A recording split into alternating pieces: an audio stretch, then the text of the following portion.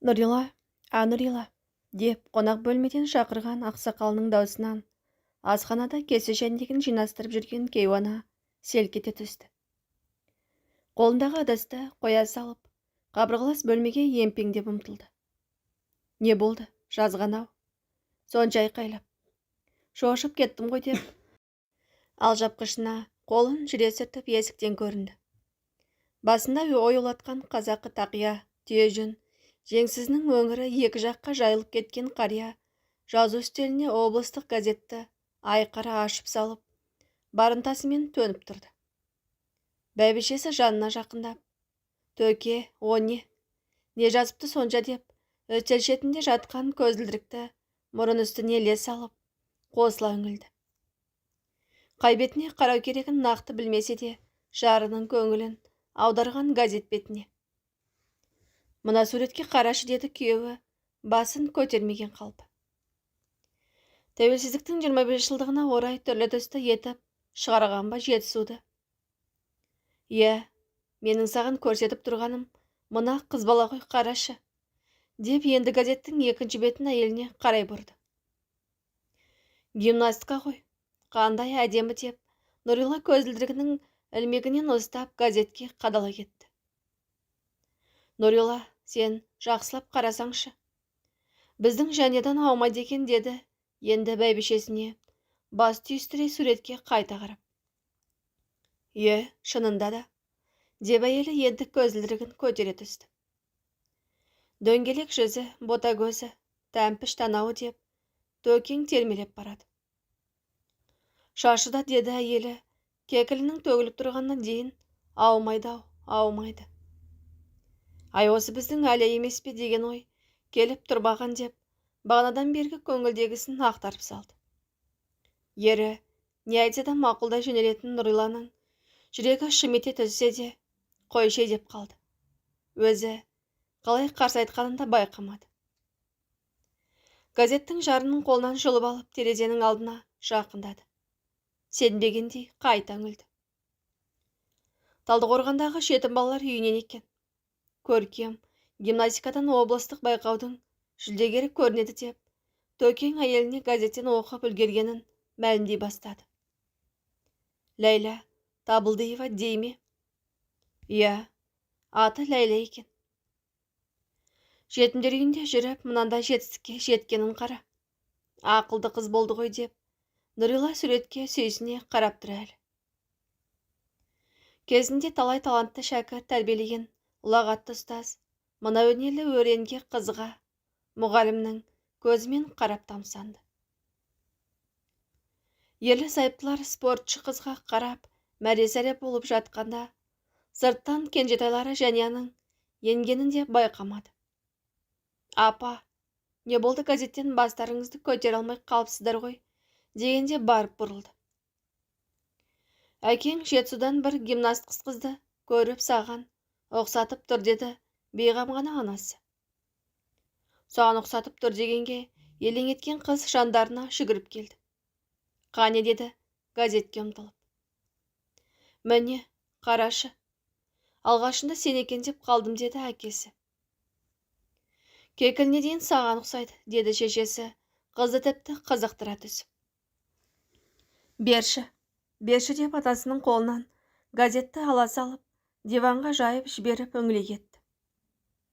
Апа, әке, мынау әлия емес пе, деді даусы дірілдей шыққан қыз. Өзінің сыңарын іздеп жүретін баланың жүрегі тарсылдап қоя берді газетке қараған сайын. Әкесі орындықтан атып тұрып диванда жайылып жатқан жетісуға қайта үңілді. Бұл бала балалар үйінен екен. Болса болар. Жоғалып кеткенде, мүмкін біреу тауып алып балалар үйіне тапсырған шығар деп топшылады. Қызының қолындағы газетке тағы да қарады. Сендер не деп жатырсыңдар ей? Деді перзентін жоғалтқан ана жүрегі елжіреп, суретке қайта үңіліп жатыр. Ойбай, құлыншағым-ай. Кім білсін? Биыл 10 жылға кетті ғой, із-түзсіз болғанына. Мына бала нешеде екен деп жарына қарады. Әдеттегісінде бәрін сол біледі дегендей. Әкеліңдер деді. Әке енді тізгінді қайта өз қолына алып. Биыл 10-шы сынып оқушысы көрінеді. 3 жаста жоғалды ғой. Содан бері 13 жыл болды. Біздің Әлияда осындай 16-ға толар ма еді. Айтпақшы, ол екеуміз жастымыз ғой деп, және тақылдап есептеп шықты. Мынаны ағаларың мен апаларыңа хабарлап, іздеу салалық деді Нұрила, жүрегі алып ұшып. Талдықорғандағы номері 2-ші балалар үйіне депті. Суретті түсірген Советбек Мағзумов дейді. Осы балалар үйіне барып сұрастырайық деді. Әкенің де көңіл түкпірінен үміт оянып. Үстіндегі түйежін жеңсізді бір шешіп, бір киді. Толқып тұрып, Нұрила, Әлиядан айырылып қалған күн есіңде ме деді бәйбішесіне. Газеттен гимнастка қыздың суретін көргеннен жүрегі елжіреп, жан дүниесі толқып отырып қалған ана жауап беруге асықпады. Сол азапты күнді есіне алғандай бір уақытта барып, әрине төке, есінде ме дегенің не? Мен сол күннен бері жыл емес, күн санап жүрген жоқпын ба? Жанияның әр қылығына, әр ісіне қараған сайын Әлиямды еске алып, ол бар болса бүйтер еді, сөйтер еді екеуі. Биыл мынаншасыншы сыныпқа өтер еді. Мынандай жасқа жетер еді деп іштей өзімді өзім жеп өмірім өтіп жатқан жоқ па? Басқа балалардың қызығы бір төбеде, Әлиямның қайғысы бір төбе. Көңілім әр күн, әр сағат сайын соны жоқтап келеді. Тек ешкімге білдіргім келмейді. Соның осы жағдайға ұшырауына дүние қуған өзімді кінәлаймын. Сені де аяп кетем кейде. Әлиямның ниеті тіреді, аман болса, бір жерден шығар еді дегеніңде, деп жанарынан жас парлап, өксіп жіберді. Маған Әлия жақын бір маңда, бізге көрінбей жүргендей болып, әрдайым көңілімді алаңдатып жүреді деген отағасы жанына диванға келіп жайғасты. Бағана сен балалар үйіне дегенде жүрегім бүлк етіп, суретіне қайта қарағанда Жаниядан аумайтын байқадым. Әкесі, іздейікші. Осы біздің қызымыз деп ерінің қолынан ұстап алып, өзінің жүрек тұсына жақындатып, қарашы, жүрегім сезіп тұр. Соғуын тыңдашы деп жарының жүзіне сондай бір жалынышпен қарады. Әрине іздейміз. 13 жылдан бері мен де оны іштей іздеп, қайда барсам да, сол құралпылас қыз балаға телміре қарап, егіздермен ұқсастық іздеп жүремін. Сен жылай бермесін деп айтпаймын ғой. Алладан сыңарына амандық тілеймін деп, төкен қолын әйелінің иығына салып, бауырына тартты.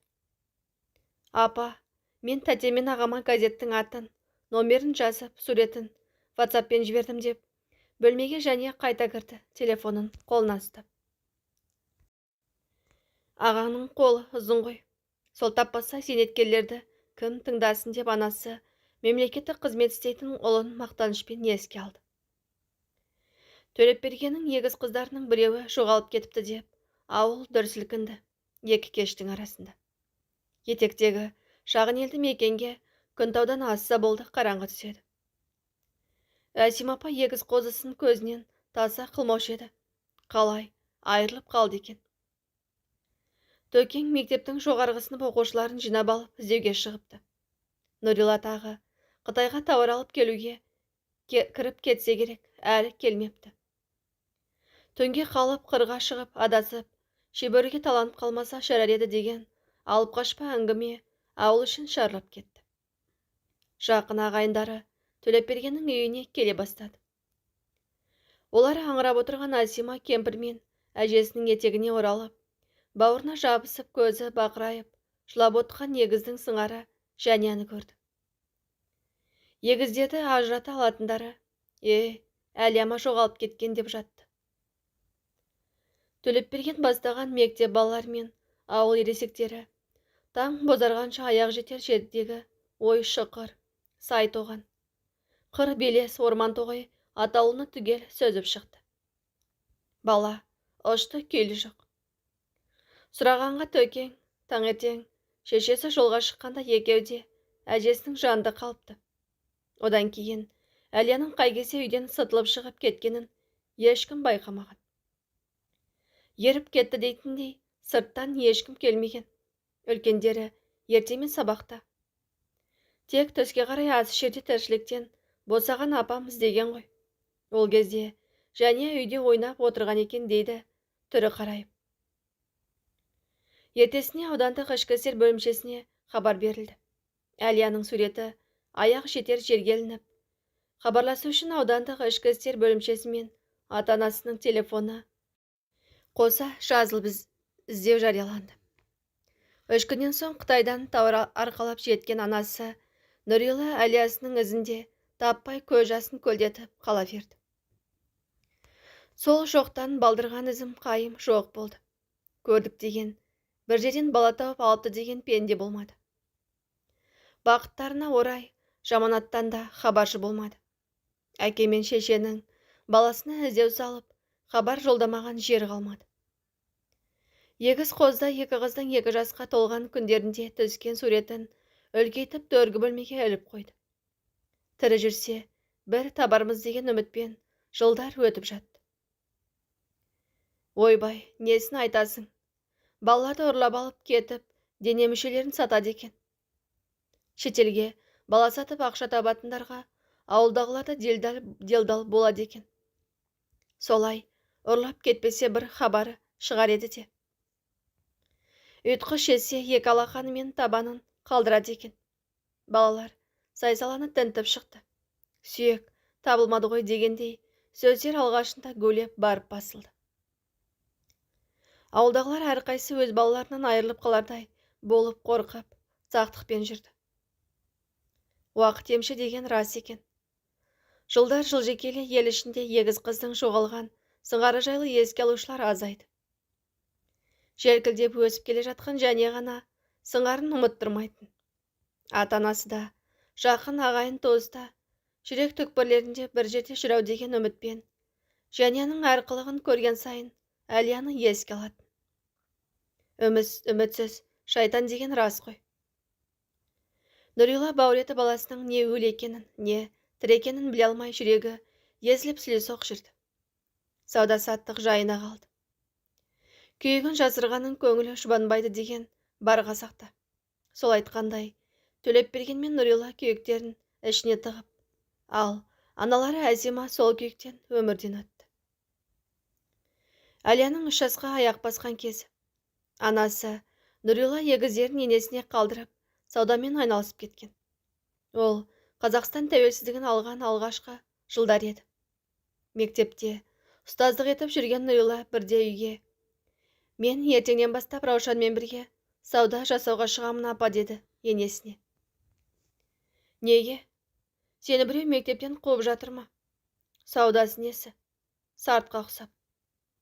Тегімде саудагер жоқ деп Кейуана шошып кетіп, біраз сөз айтып салды да, тігіп отырған ісін ашу үсті ысыра салды.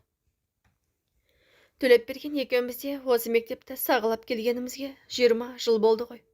Бір еніміз бүтінделіп, еңсеміз көтерілген емес. Бірді бірге жалғап келеміз. Мойнымызды созып, жақсылықтан үміттеніп, ілгері қарағанымызбен кері кетіп барамыз. Соңғы жылдары айлықты да уақытылы бермейді. Олай тартсаң олай, былай тартсаң былай жетпейді деп соңқылдап келіп жатыр еді енесі. "Әй шырағым, жөнін айтшы. Неден кенде болып, неден тарығып жүрсің?" деді жақтырмай. "Апа, үлкен екеуі қатар өсіп келеді. Ертең-ақ Алматыға оқуға түсеміз" дейді. Баяғыдай тегін жоғарғы білім алу жоқ, заман басқа. Егер жақсы бал жинай алмаса, ақыл оқуға ақша керек. "Немене, жинау керек", деді сауаты жоқ Кейуана жақтырмай сұрап. "Бал дегенді жинайды апа, білімдерін солай бағалайды.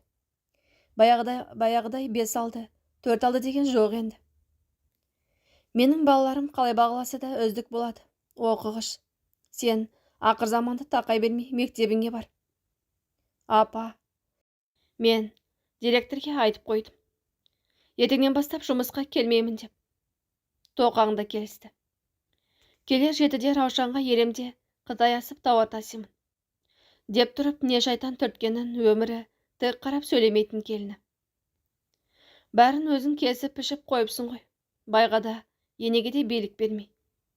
Әдірем қал, табыс табам дейді ғой. Қатын табыс тауып қарық қылғанды көрмеппін деп кемпір етегін бір қағып орнынан тұрды да сыртқа беттеді. Енесінің жақтырған жақтырмағанымен ізі жоқ келін жолға жинала бастады. Сол сапардан сапар жалғасып, Жаркенттен Қорғас, Қорғастан Қытай асып, Нұрила қапшығын арқалаған саудагер болып шыға келді. Бірден қолы жүріп ісін дөңгелете жөнелді. Аудан орталығы. Ауылдағы шағын маркет дүкендерге киім-кешек, ұсақ-түйек, ойыншық дегендерді қарызға қалдырып, тауар өткенде қаржысын жинап жүретін болды. Саудасы қыза келе тауар таситын жүк көліктерін жалдай бастады. Үлкен балалары Алматыға жоғары оқуға түсті. Шынымен, әжелері айтқандай оқығыш екен. Екеуі де мемлекеттік грантқа ілінді. Тамыздың ортасында Егемен Қазақстан газетіне шыққан талапкерлердің тізімінің бел ортасында жүрді. Бұл атана ғана емес, мектепке де абырой болды. Егіздері әжесінің етегіне жармасып үйде жүретін. Әкелері күнұзаққа мектепте. Сол жоғалатын күні Әлиясы жолға шыққан анасының соңынан бақыра жылап, әрең қалған болатын. Қанша қалып жүріп, мұндай ақымақтық көрсетпеуші еді. Сол жолы бір ерекше жылады.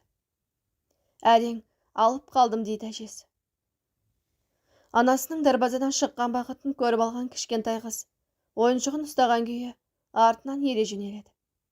Оның қалай ілесе жөнелгенін әжесі де байқамайды. Үйлері ауылдың шетінде, үлкен жолдың бойында болатын. Қақпадан шыққаннан тоңпаңдаған қалпы, кешкентай аяқтар үлкен жолға өзінің ең алғашқы сапарына бастады. Сенбі күні Төлепбергенге ұлы Ерлан Алматыдан телефон шалды.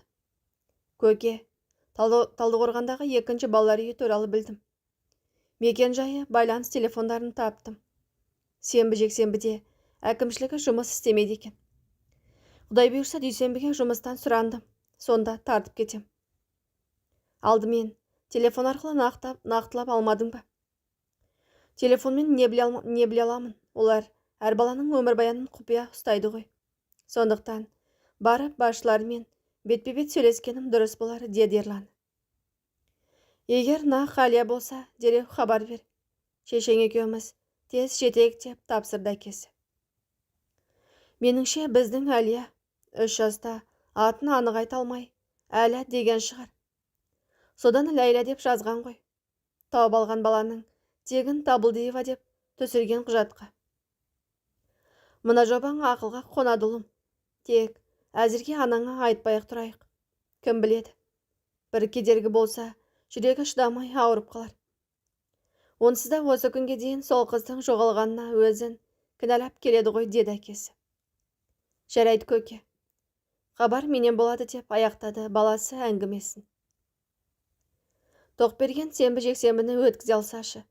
Әншейінде зымырап өтіп жатқан уақыт көкке күнді байлап қойғандай жылжымайды. Жексенбіде қонаққа шақырған жер бар еді, оған да барғысы келмеді. Жүрегі көпті болып, көңіл алаңдап, үйден шыққысы келмеді. Әйелі, жүрсеңші, барып қайтайық. Көп болды ғой нағашыларыңды көрмегелі деп қоймаған соң, амалсыз келісті. Онда да ойы онға, санасы санға бөлініп отырды. Қайтада жанында сүйретіліп келе жатқан жарына жұбайы, Тоқа, саған не болған? Бір жерің ауырып жүрме, деді көз жанарына қорқыныш ұялап, үрейлене қарап. Ерлан жолға шығады. Я Аллам, бір өзің жар бола көр. Адасқан құлынымды үйеріне қайра көр деп атқызды. Дүйсенбінің таңын Төлепберген. Түнде жастыққа бас қоярда ұлдан хабар жоқ әлі. Екеуміз сол балалар үйіне өзіміз барып қайтсақ қайтеді деп жалынғандай болған бәйбішесі азаннан үндемейді. Және мектебіне кетті. Тоқберген ұлының қарындасын іздестіріп жатқанынан тіс жармады. Малдарды жайғастырып мектеп жаққа барып уақыт өткізіп жүр. 5-ге Тарта баласы хабарласты әйтеуір. Көке, балалар үйін таптым, басшысына жолықтым. Мені түсінген болды. Ләйла Табылдиева басқа балалар үйінен ауысып келген көрінеді. Алдымен ДНК сараптамасын жасап барып, сіздің қыз ба, емес пе деп нақтылаймыз деді деп, ол қысқа сөйледі. Өзі мінез ауыр бала, жайшылықта да көп сөз айтпайтын. Қашан жасайды екен сараптамасын? Айтпақшы, баланың бойында ерекше бір белгі бар меді дейді. Қандай белгі болуы керек? Бір жерінде қал, немесе тыртық дегендей. Мен нақты білмейді екем, шешесінен біліп берейін деп, Тоқаң сасқалақтап қалды.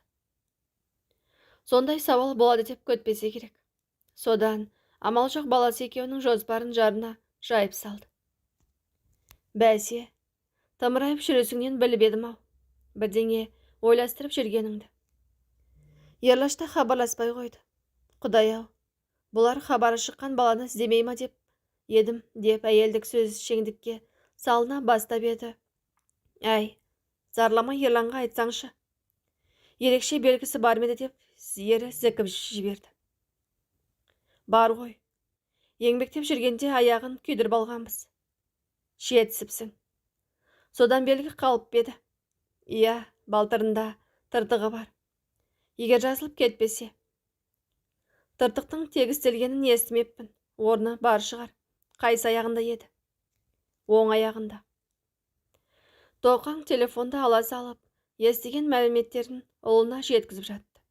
Тұтқаны қойған соң, кішкентай кезіндегі суреттерін метіркесінде сұрапты деді жарқын дауыспен, қызы табылғандай. Несін тексере береді? Жәнияны ала барамыз. Мен екеуіне бірдей көйлек әперем. Барғанда екеуіне бірдей етіп кигізіп, қатарлап қоямыз. Судың қос тамшысында егіз қозылардай болып тұрады қарақтарым. Содан кейін менен тумады деп айтып, айырып көрсін деп Нұрила өз пайымын айтты еріне. Иә, саған қарап тұрған заң бар деген. Олар алдымен қаныңды салыстырады. Комиссия құрып арғы бергі тарихыңды тексереді. Баланың қалай жоғалғанын, қалай балалар үйіне тап болғаны дейінгі жолды зерттейді. Содан кейін барып шешім шығарады. Үкіметтің тізіміне өтіп кеткен баланы қайтарып алу оңай дейсің бе деп түсіндірді өз жобасын күйеуі. Және де сыңарының табылатынына қуанып, көңілі алып ұшып, апасы екеуіне бірдей етіп алып қойған көйлегін киіп әке-шешесінің алдында айналып мәз. Сәрсенбінің сәтіне үшеуі жолға шықты. Ерлан Талдықорғанның кіреберісінде көтіп алды. Төртеу түгелденіп төбедегі жақсылықтан үміттеніп, балалар үйіне келді. Ерланның шапқылауының арқасында балалар үйіндегілер де құлақтанып қалыпты. Басшысы жақсы қарсы алып, өз дәрігерлерін қосып, төлеп бергенмен Нұриланы ДНК сараптамасын өткізуге жіберді. Және мен ағасы әлеммен таныса бермек болып еді. Оған тәрбиешілер рұқсат бермеді. Егер бала сіздердікі болмай шықса, жүйкесіне әсер етесіздер. Біздің үйдің тәртібі бойынша іс нақтыланбай, алдын ала таныстыруға болмайды деді. ДНК сараптамасын 3 тәулік күтуге тура келді. Ерлан қызметіне алаңдап асығып Алматыға қайтты. Тоқаң әйелімен қызын алып осындағы ағайынның үйінде 3 күн 3 айдай болып үмітпен өткізді. Көке, мен келдім. Балалар үйіне жетіңіздер. Бүгін сараптама қорытындысын айтатын күнде бұлы түске таман хабарласып шақырды. Үшеуі қостай ұшып жетті. Балалар үйі директорының қабылдауына қолында үлкен конверт бар дәрігер кірді. Бәрінің көзінше конвертінің желімін ашты да, ішіндегі хабарламаны дауыстап оқыды.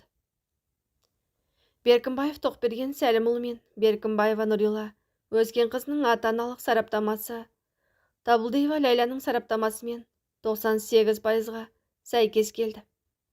Құттықтаймыз деп мәлімдеді. Ой, адасқан, қолнымай деп, әкесі дауыстап жіберді қуаныштан. Жарығым-ау, адасқан қозмау деп анасы жылап қоя берді. Ерлан мен және бірін-бірін құшақтап, жанарлары қуаныш жасына толды. Анасының әкелген көйлегін тәрбиешісі Ләйла Әлияға кигізіп ертіп келді. Егіз екі қыз қатарласып тұра қалғанда шынымен Нұриладан тумады деп айтып көрсін жұрт дегендей болды. 13 жыл бойы бір балалар үйінен екіншісіне ауыстырылып, бір ауданнан екінші ауданға көшіп жүрген Ләйлә Әлия қыз өз ата-анасын, бауырларын тапқанына сенер-сенбесін білмей, көңілі толқып, жанарына жас үйірілді. Өзінің сыңарының барын да білмейтін. Жаниясын көргенде жан жүрегі езіліп, ішкі сезімі ағылда тегіле жүріп, бақыттан басы айналып кетті. Түстен кейін Әлия мен Жанияның ата-анасы балалар үйінің асханасында той жасап, сондағы бауырластарды Ләйләсін әнжірмен шығарып салды. 13 жылдан соң өзін адастырып алып кеткен жолдармен Әлия қыз бойжеткен болып, туған жеріне, туған шаңырағына, өз әулетінің ортасына ата-анасымен, бауырларымен оралып келе жатты.